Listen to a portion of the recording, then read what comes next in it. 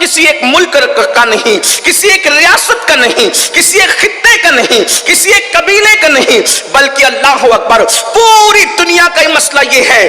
آج پوری دنیا کو غربت کے دلدل میں ڈھکیلنے کی کوشش کی جا رہی ہے، اس لیے کہ دنیا جانتی ہے جب تک لوگوں کو غریب نہیں کریں گے ان کی آبرو نہیں خرید سکتے، ان کا ایمان نہیں خرید سکتے، ان کا عقیدہ نہیں خرید سکتے۔ میرے پیارے آقا صلی اللہ علیہ وآلہ وسلم کے پیارے دیوانوں، اس لیے بڑی تیزی کے ساتھ الگ الگ نام پر، کبھی بیماریوں کے نام پر، کبھی وباؤں کے نام پر، کبھی جنگوں کے نام پر، کبھی کسی نام پر لوگوں کو غربت کی چکی میں پیسنے کی کوشش کی جا رہی ہے۔ یاد رکھیے اسلام غربت کو بری نظر سے نہیں دیکھتا، بلکہ اسلام اس غربت کو اچھی نظر سے دیکھتا ہے جس غربت کے اندر شکر ہو، جس غربت کے اندر پاک دامنی ہو، جس غربت کے اندر استقامت ہو، جس غربت کے اندر اللہ اکبر اپنے ایمان اور عقیدے کی حفاظت ہو۔ اگر غربت ایسی ہے تو اسلام جو ہے اللہ اکبر ایسی غربت کی یہ شان بیان کرتا ہے۔ اللہ کے رسول صلی اللہ علیہ وآلہ وسلم نے فرمایا دنیا کے مالداروں سے 500 سال پہلے اللہ غریبوں کو جنت عطا فرمائے گا۔ ایک حدیث پاک کا مفہوم ہے قیامت کے دن ان لوگوں کو بادشاہ کی حیثیت دی جائے گی، بلکہ جنت کا بادشاہ قرار دیا گیا ہے جو غربت کے اندر شکر سے کام لیتے ہیں، پاک دامنی سے کام لیتے ہیں، نگاہوں کے اندر تقدس ہوتا ہے، رب تبارک و تعالیٰ کا شکوہ نہیں کرتے۔ مگر یاد رکھیں اب کوئی غربت کی اس فضیلت کو سن کر یہ نہ سوچے کہ پھر ہمیں تو غریب ہی رہنا ہے، جیسے کہ ہمارے یہاں کچھ تنظیمیں نماز کے نام پر شروع ہوئی 1857 کے بعد انگریز کی پیدا کی ہوئی نوزائیدہ جماعتوں نے الگ الگ انداز سے مسلمانوں کو گمراہ کرنا شروع کیا کہ جب رسول اللہ غریب تھے تو مسلمانوں کو مالداری سے کیا کام، جب سیدہ فاطمہ کے گھر چولہا نہیں جلتا تھا تو پھر یہ کیا اور وہ کیا۔ اللہ کی عزت کی قسم ہم سنیوں کے عقیدے میں رسول اللہ کوئی غریب نہیں ہے، واللہ ہمارا عقیدہ تو یہ ہے دنیا کا سب سے مالدار اگر کوئی انسان ہے تو وہ ہمارے نبی کی ذات ہے۔ اس کی وجہ یہ ہے کسی کے ملک میں، کسی کے قبضے میں ایک ریاست ہے، کسی کے قبضے میں ایک ملک ہے، کسی کے قبضے میں 2 ملک ہے، لیکن میرے نبی وہ نبی ہیں اللہ اکبر کہ خالق کل نے آپ کو مالک کل بنا دیا، دونوں جہاں ہیں آپ کے قبضہ و اختیار میں۔ اللہ کی نعمتیں جو تقسیم ہوتی ہے نعمتیں خدا کی ہے اور تقسیم کرنے والے ہاتھ مصطفیٰ جان رحمت کے ہیں۔ اسی لیے میرے آقا نے فرمایا واللہ یعطی انما انا قاسم، اللہ مجھے عطا کرتا ہے اور میں تقسیم کرتا ہوں۔ اسی کو میرے امام کہتے ہیں کون دیتا ہے دینے کو منہ چاہیے، دینے والا ہے سچا ہمارا نبی۔ میرے کریم سے گر قطرہ کسی نے مانگا دریا بہا دیے ہیں، دربے بہا دیے ہیں، پیٹ پہ پتھر باندھنا اختیاری تھا، میرے آقا نے پیٹ پہ پتھر بھی باندھے اور بکری کا گوشت بھی کھایا تاکہ وہ رسول نہ صرف غریبوں کے تھے نہ صرف مالداروں کے تھے۔ فاقہ اس لیے کیا کہ اگر فاقے کی نوبت آئے تو میری سنت سمجھ کر کے فاقہ کر لینا، اور جب اللہ عطا کرے تو میری سنت سمجھ کر گوشت بھی کھا لینا۔ میرے امام کہتے ہیں آسمان خان زمین خان زمانہ مہمان صاحب خانہ لقب کس کا ہے تیرا تیرا۔ تو یاد رکھیں لوگ کہتے ہیں کہ جب غربت اسلام کا کوئی مقدر نہیں۔ سب سے زیادہ اگر مدینہ منورہ میں کسی کے پاس زمین تھی تو اللہ کے رسول علیہ السلام کی زمین تھی۔ آپ جا کر سیرت پڑھیں، حضور علیہ السلام نے پیون کا لباس بھی پہنا اور کبھی کبھی 27 اونٹ کی قیمت دے کر ایک جبہ بھی خریدا۔ اس کا مطلب یہ ہے کہ پیون کا اس لیے پہنا کہ اگر غربت آ جائے تو تیرے پیون پر رسول اللہ نے اپنی سنت کا پردہ ڈال دیا ہے۔ یہ مطلب نہیں کہ کوئی محفل میں پیون والا پہن کر کے آئے گا تو لوگ اس کی غربت کا مذاق اڑائیں گے، بلکہ اللہ کے رسول نے پیون والا پہن کر غریبوں کے لیے سنت بنا دی، اور اگر کوئی قیمتی پہن کے آئے گا تو کوئی اس کو مغرور نہ کہے۔ 27 اونٹ دے کر کے ایک جبہ خرید کر قیمتی پہننا بھی اپنی امت کے لیے سنت بنا دیا۔ تو اب غربت مسلط کی جا رہی ہے اور غربت اللہ کے رسول علیہ السلام فرماتے ہیں کبھی کبھی انسان کو کفر تک لے جاتی ہے. غربت کی وجہ سے لوگ کفر تک بک دیتے ہیں. یہ لوجوں میں بکنے والی بچیاں، ارتداد کا فتنہ، ایمان پر منڈلاتے ہوئے خطرات، اس میں سب سے بڑی وجہ ایک غربت بھی ہے. غربت کی چکی میں لوگ پس رہے ہیں. اس لیے میں بہت طویل میں عرض کر چکا ہوں کہ عصر کا وقت قریب ہے، جلدی سے اپنی گفتگو کو شارٹ کر کے مکمل کرنا ہے. غربت کی چکی میں لوگ پس رہے ہیں. ایمان خطرے میں، عقیدہ خطرے میں، عزت خطرے میں، آبرو خطرے میں، جان خطرے میں. امام سفیان ثوری رضی اللہ تعالیٰ عنہ فرماتے ہیں اپنی تجوریوں سے مال نکال کر بازاروں میں لگاؤ. تجوریوں میں مال رکھنے کی بجائے مارکیٹ میں لگاؤ، کیونکہ آدمی مالدار نہیں ہوگا تو زکوٰۃ کیسے دے گا، مالدار نہیں ہوگا تو مسجدیں کیسے بنے گی. کبھی کبھی لوگ مالداروں کی اتنی مذمت کرتے ہیں کہ ایسا لگتا ہے کہ انسان کو صرف 2 چادروں پہ زندگی گزارنا چاہیے. ایسا نہیں ہے. آپ سے میں عرض کرنا چاہتا ہوں، اگر بلال حبشی جیسی ہستی نے مال کی قلت کی وجہ سے عشق مصطفیٰ کی بنیاد پر اگر جنت کا مژدہ سنا ہے، تو عثمان غنی جیسے مالدار نے اپنے مال کی بنیاد پر رسول اللہ سے 2 مرتبہ جنت خریدنے کا شرف حاصل کیا ہے.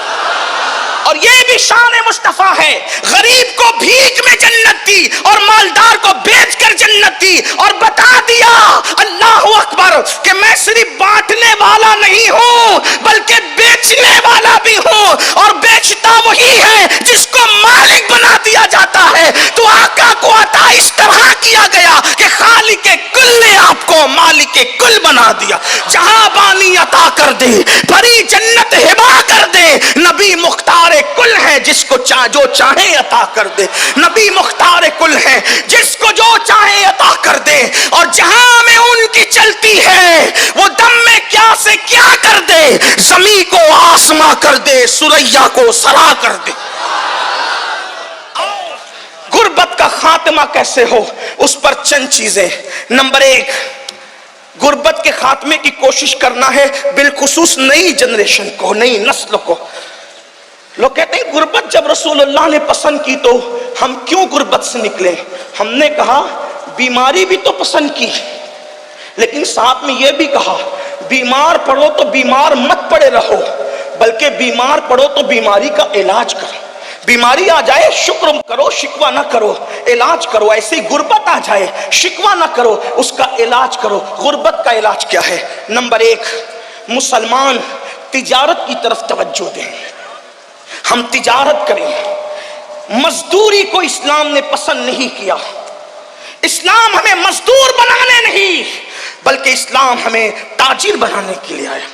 اسلام ہمیں مالدار بنانے کے لیے آیا. آپ کو نہیں پتا اللہ کے رسول کی محنتوں نے اتنا مالدار کر دیا تھا کہ جب بحرین سے حضرت ابو ہریرہ آئے تو بیت المال کے لیے 7 لاکھ درہم لے کر کے آئے اپنے ساتھ. تو حضرت ابو ہریرہ کو فاروق اعظم نے ہنس کے کہا، ہنس کر کے کہا کہ ان کی طبیعت میں کچھ بھولا پن تھا. تو ہنس کر کے کہا کہ ابو ہریرہ تو کہتا ہے 7 لاکھ درہم لایا ہے تو تجھے گنتی بھی آتی ہے؟ تو آپ نے غصے میں کہا جذبات کے اندر 1 لاکھ 1 لاکھ 1 لاکھ 1 لاکھ 1 لاکھ 1 لاکھ 1 لاکھ بتا کتنا ہوا؟ تو کہا 7 ہوا. تو کہا اتنا ہی لایا ہوں. ابو ہریرہ جیسی ہستی. اس کے بعد فاروق اعظم نے اس کے بعد اللہ اکبر شہریوں کو پینشن کا سسٹم شروع کیا، وظیفے کا سسٹم شروع کیا. یہ آج یورپ کے اندر لوگوں کو وظیفے دیے جاتے ہیں. یہ کسی کی اپنی ذاتی کمال کی بات نہیں ہے. اگر شہروں میں وظیفے تقسیم ہوتے ہیں تو اس میں سب سے پہلے شروع کرنے والی ہستی عمر ابن خطاب کی ہستی ہے. ایک بات اور مجھے یہاں بڑی خوبصورت یاد آئی. جب وظیفے تقسیم ہونے لگے تو آپ نے ذمہ داری دی چند اصحاب کو کہ لسٹ بناؤ تاکہ مرتبے کے مطابق لوگوں کو وظیفہ دیا جائے. تو لوگوں نے پہلے بدری پھر احد کے اسی طریقے سے ترتیب وار جو ہے وہ بنایا. فاروق اعظم نے دیکھ کے کہا یہ لسٹ نہیں ہے. پھر فرمایا اوپر ان کا نام لکھو جو رسول اللہ کے خاندان کے سب سے زیادہ قریب ہیں. پہلے اہل بیت کے نام لکھوائے اور فرمایا جس کا رشتہ نبی سے جتنا قریب ہے اس کو اتنا زیادہ حصہ دیا جائے گا. اور ازواج مطہرات کو سابقون الاولون مجاہدین کے برابر وظیفہ عطا کر کے بتایا کہ صحابہ وہ تھے جن کے دلوں میں اہل بیت سے نفرت نہیں تھی، بلکہ صحابہ تو تھے وہ جنہوں نے سب سے زیادہ اہل بیت سے محبت کی ہے. اور اہل بیت سے جتنی محبت اصحاب مصطفیٰ نے کی ہے 14ویں صدی میں کوئی اس کا تصور نہیں کر سکتا. یہ فاروق اعظم رضی اللہ تعالیٰ کا عشق رسول تھا.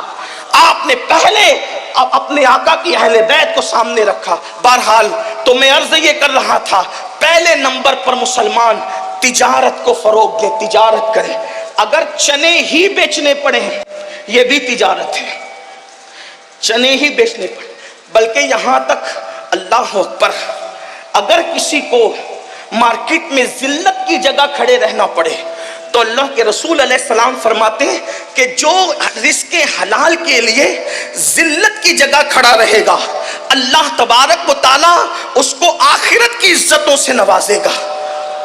اس لیے پاکٹ مار نہ بنو، چیٹر نہ بنو، چور نہ بنو، سود خور نہ بنو، کسی کے مال کو ہڑپ کرنے والے نہ بنو. حلال تجارت کرو، حلال. اور سن لو، تاجر لوگ کہتے ہیں مولانا آپ لوگ تو دیندار ہے، ہم لوگ تو دنیا دار ہے. میرے بھائی تو کوئی دنیا دار نہیں ہے. اگر تو اپنے بال بچوں کو محتاجی سے بچانے کے لیے حلال تجارت کر رہا ہے تو کوئی دنیا دار نہیں ہے. مصلی پہ نفل کر پڑھنے والے کو اتنا اجر نہیں ملتا جتنا رزق حلال کمانے والے کو اللہ اجر عطا فرماتا ہے. امام غزالی لکھتے ہیں کہ جب کوئی بندہ تھک کر اپنے گھر پہ واپس آتا ہے حلال روزی کما کر تو اس کے پسینے کی وجہ سے اللہ اس کے تھکن کی بنیاد پر اس کے گناہوں کی مغفرت فرما دیتا ہے. واقعہ بیان کرنا مقصود نہیں، آپ نے سنا ہوگا ایک لکڑہارے کے ہاتھ لکڑیاں کاٹتے ہوئے سخت ہو گئے. اللہ کے رسول نے ان ہاتھوں کو چوم لیا.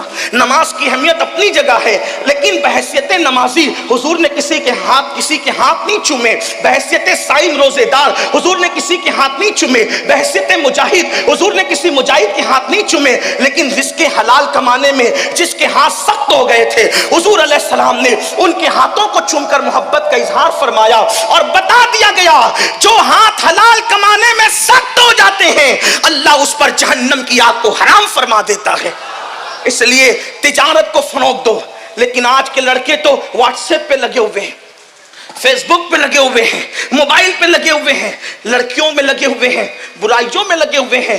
کیسے تجارت کریں گے؟ ساری دنیا صبح اٹھتی ہے اور ہمارے جوان رات کے 3 بجے تک سوتے ہیں اور 12 بجے 1 بجے جب ساری دنیا کا آدھا کام ہو چکا ہوتا ہے اس وقت وہ بیدار ہوتے ہیں. فضول نہ بنو، فالتو نہ بنو، تجارت کرو، تجارت میں برکت ہے. لوگ کہتے ہیں تجارت کیا کرے؟ میں نے کہا جب ملک شام کی منڈی میں صاحب معراج آمنہ کا لال بحیثیت تاجر کھڑے ہو سکتے ہیں تو ہماری کیا حیثیت ہے، ہماری کیا اوقات ہے؟ گھر پہ بیٹھ کر نرم گدوں پر بیکار نہ بنو، تجارت کرو. بلکہ اللہ کے رسول علیہ السلام نے فرمایا سچا تاجر انبیاء، صدیقین اور شہداء کے ساتھ جنت میں داخل کیا جائے گا.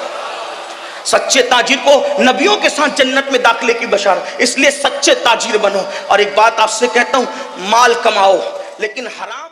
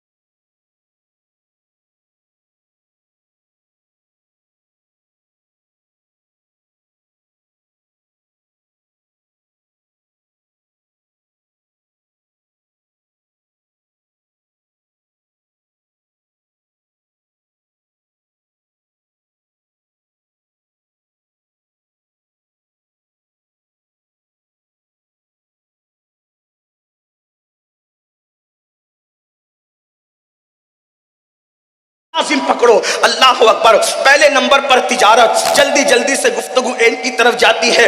دوسرے نمبر پر زراعت، اس لیے کہ اگر تجارت نہیں کر سکتے تو چلو کسان بن جاؤ، زراعت کا پیشہ اختیار کرو. ہمارے ابا جان حضرت آدم علیہ السلام نے زراعت سے بھی آ رہا ہے تو اختیار فرمایا. اللہ اکبر. انبیاء الگ الگ پیشے سے وابستہ رہے. اللہ حضرت آدم علیہ السلام زراعت کرتے تھے.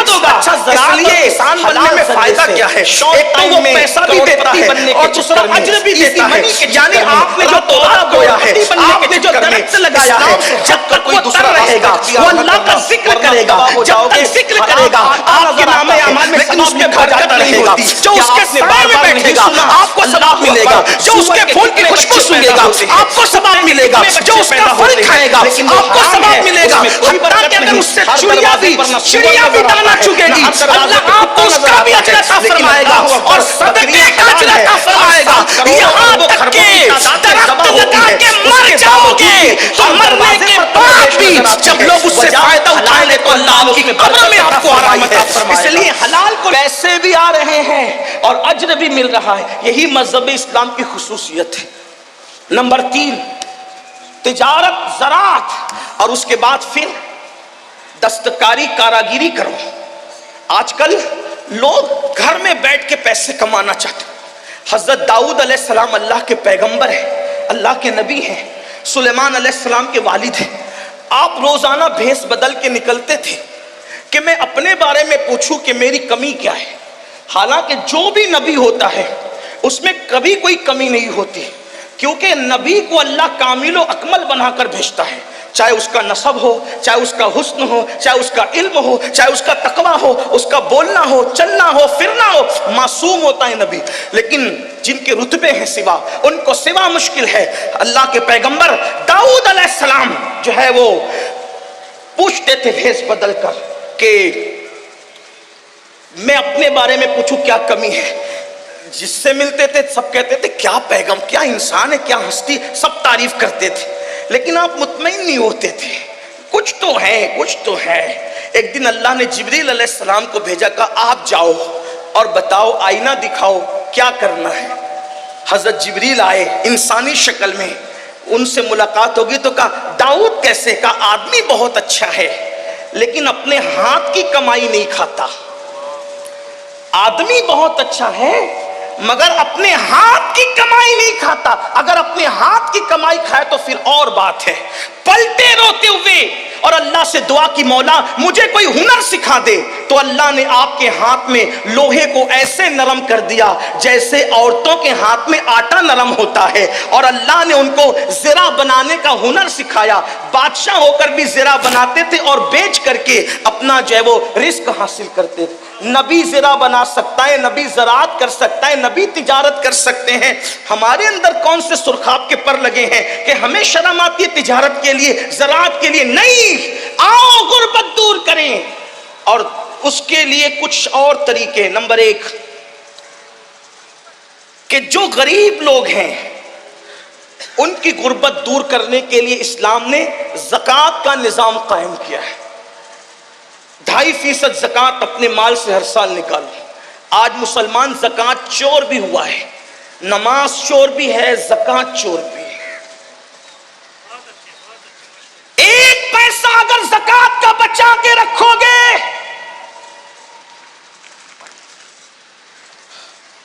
1 پیسہ اگر زکوٰۃ کا بچا کر رکھو گے تو وہ پیسہ آپ کے دوسرے اچھے پیسے کو بھی تباہ کرے گا. اور اگر زکوٰۃ دے دی، اللہ کے رسول علیہ السلام فرماتے ہیں جو اپنے مال کی پوری زکوٰۃ ادا کرے، اللہ اس کے مال کو اپنے قلعے میں محفوظ کر لیتا ہے. مجھے بتاؤ، جس کا مال اللہ کے قلعے میں محفوظ ہو جائے پھر اس کے مال کو کون کیا کر سکتا ہے؟ لوگ کہتے ہیں میرا مال بیوپاری لے کر کے بھاگ گیا، ڈوب گیا، یہ ہوا وہ ہوا. زکوٰۃ نہیں دیتے، غریبوں کا حق نہیں دیتے، اس لیے کوئی لے کر کے بھاگتا ہے. واللہ اگر 1 پائی کی زکوٰۃ نکال دو تو اللہ کے سچے نبی نے فرمایا کہ جس نے زکوٰۃ نکال دی اس کا مال اللہ کے قلعے میں محفوظ ہو گیا. ایک بات.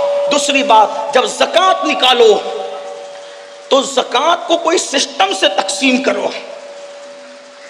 کچھ لوگوں کو تو ہم نے 200 روپے تقسیم کرتے دیکھا. ٹھیک ہے، اس میں کوئی شرع کا حکم نہیں کہ تملیغ شرط ہے فقیر کے لیے، لیکن آپ سے پوچھتا ہوں کم سے کم ایسا ہو جائے. علماء کرام بیٹھے ہوئے، صرف اپنی اصلاح کی خاطر ایک مشورہ دے رہا ہوں، آپ کی مشورہ ہے میرا کہ اپنی زکوٰۃ کو 3 حصوں میں تقسیم کریں اگر ہو سکے تو. نمبر 1، ایک حصہ اپنے رشتہ داروں میں تقسیم کریں. نمبر 2، ایک حصہ عام مسلمانوں میں تقسیم کریں. اور نمبر 3، ایک حصہ مدارس دنیا میں تقسیم کریں. اس سے یہ ہوگا کہ آپ کے رشتہ داروں کی غربت بھی دور ہوگی، عام مومنوں کی غربت بھی دور ہوگی، اور جو مدارس اسلامیہ جو دراصل ہمارے مذہب کی جان ہے، اللہ کے رسول علیہ السلام نے فرمایا العلم حیات الاسلام و عماد الدین، کہ علم اسلام کی زندگی ہے اور دین کا ستون ہے. جب تک کہ یہ مذہبی ادارے قائم ہیں انشاءاللہ ہمارا دین زندہ رہے گا. اس لیے ان کو بھی مضبوط کرنا ضروری ہے، لیکن اس کے لیے تھوڑی گزارش اتنی ہے کہ جہاں دے رہے ہیں وہاں آنکھ کھول کر کے دیکھو کہ کام ہو رہا ہے کہ نہیں ہو رہا ہے. اگر واقعی صحیح کام ہو رہا ہے، زمین پر ہے ادارہ تو ٹھیک ہے، اگر آسمانوں پر یا تصورات یا تخیلات میں ہے تو پھر آپ اس کے ذمہ دار ہیں. کچھ لوگوں کا حال یہ ہوتا ہے کام نہیں دیکھتے بلکہ جہاں نام ہوتا ہے وہاں دیکھتے ہیں، پھر چاہے وہ صحیح جگہ ہو چاہے غلط جگہ. اس میں بھی مجھے ایک بات یاد آتی ہے، دراصل پھر آپ کا بلکہ ہم بولنے والوں کا بھی کیا قصور. ایک شخص حضرت محبوب الہی کے پاس ہے، نظام الدین اولیاء، کہ حضور میری زکوٰۃ ہے اور آپ میرے مرشد ہیں، آپ نیک اللہ والے، جس کو چاہے دے دیں. لیکن وہ بھی اللہ والے تھے، وہاں لے کر کے جھولی میں ڈالنا تو تھا نہیں، انہوں نے ہاتھ میں نہیں لیا. فرمایا بیٹا خانقاہ کے سامنے جا، پہلا جو بندہ نظر آئے گا اس کو دے دینا. تو دے دیا. وہ محبوب الہی کے بڑے نیک اور متقی مرید تھے. تو دوسرے کو رشک آیا، ارے اس کی زکوٰۃ تو بڑی صحیح جگہ گئی. تو دوسرا بھی لے کر کے آیا، سرکار میری بھی قبول کرے. تو میں جا پہلے خانقاہ کے دروازے پہ جو پہلے دکھے دے دینا. ایک شرابی ڈولتے ہوئے آ رہا تھا، حضرت کا حکم تھا دے تو دیا، منہ اتار کے آیا، کہا سرکار اس کی ایسی جگہ میری ایسی جگہ. آپ نے مسکرا کے کہا بیٹا میرا قصور کیا ہے، جیسا مال تھا ویسے کے پاس پہنچ گیا. بس اپنی زکاتوں کا بھی یہی حال ہے، جیسے کماؤ گے ویسے جولی میں جائیں گے. اگر حلال کماؤ گے تو اچھے ہاتھوں میں پہنچے گی. یہ تو زکات کا معاملہ ہو گیا. اگر زکات کی وعید بھی بہت ہے نہیں دینے پر، میں اس پر بھی گفتگو نہیں کرتا کیونکہ ابھی 2 نکات پر اور گفتگو آپ سے کر سکتا ہے، کرنے کی شہادت حاصل کرنا ہے. میں جلدی سے چل رہا ہوں، حالانکہ اتنی جلدی سے چلنا میری اپنی ہی چاہے وہ یعنی کہ میرا اتنا علمی معیار بلند نہیں ہے کہ میں اتنی جلدی سے اپنی بات رکھوں، بلکہ میرا معاملہ آج اس وقت ایسا ہے جیسے کسان کا حال ہوتا ہے کہ وہ سورج دیکھ کر کے ہاتھ تیز کرتا ہے، ویسے میں بھی گھڑی پر توجہ کر کے اپنی بات تھوڑی سی تیز کرنا چاہتا ہوں تاکہ اللہ کرے میرے دل کی بات کسی کے دل تک پہنچ جائے اور میرے لیے نجات کا سامان ہو جائے. حالانکہ یہاں تو ایک سے خطبہ مقررین شمس ملت علامہ شمس الدین جیسے اور حضرت علامہ اللہ بخش صاحب جیسے اور حضرت علامہ معین اعظمی صاحب جیسے ہمارے بڑے بھائی جناب بلبل باغ مدینہ قاری رضوان صاحب، علامہ عبدالرب صاحب اور بھی ہمارے مولانا انصار صاحب، بڑے یہ شموس و اقمار ہے علوم و معارف کے، یہ یہاں جلوگر ہیں. ان کی موجودگی میں میرا بولنا ایسا ہی سورج کو چراغ نہیں، سورج کے سامنے اگربتی جلانے کے برابر ہے. لیکن میں بات جلدی سے پوری کرنا چاہ رہا ہوں. تو غربت کے لیے ایک تو زکوٰۃ ہو گئی. دوسری چیز آج مسلمانوں کی فکر یہ بن گئی کہ زکوٰۃ ہی میں سب نپٹانا چاہتے ہیں 2.5% میں. اس کے لیے بھی زکوٰۃ لے لو، اس کے لیے بھی زکوٰۃ لے لو، اس کے لیے بھی للہ رقم بھی تو نکالو، صدقہ نفلی صدقہ بھی تو نکالو.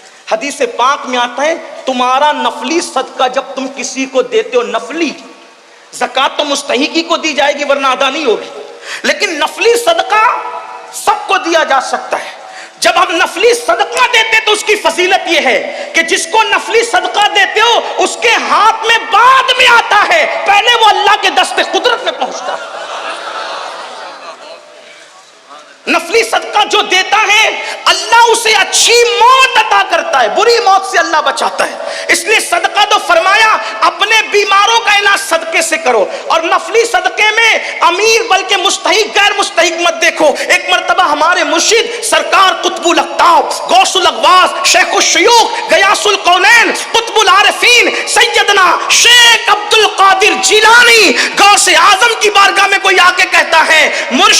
لوگ میرے پاس صدقہ مانگنے آتے ہیں، اس میں مستحق بھی ہے غیر مستحق بھی ہے، میں کس کو دوں؟ فرمایا بیٹا ہم صوفی لوگ ہیں تمہیں یہی مشورہ دیتے ہیں کہ جو مستحق ہے اس کو بھی دے دیا کر، جو غیر مستحق ہے اس کو بھی دے دیا کر۔ اس کا فائدہ یہ ہوگا کہ تو جس چیز کا مستحق اللہ تجھے وہ بھی عطا کر دے گا، اور جو تو جس چیز کا مستحق نہیں ہے اللہ تجھے وہ بھی عطا کر دے گا۔ جب تو غیر مستحق کو دے گا تو اللہ تجھے بھی عطا فرمائے۔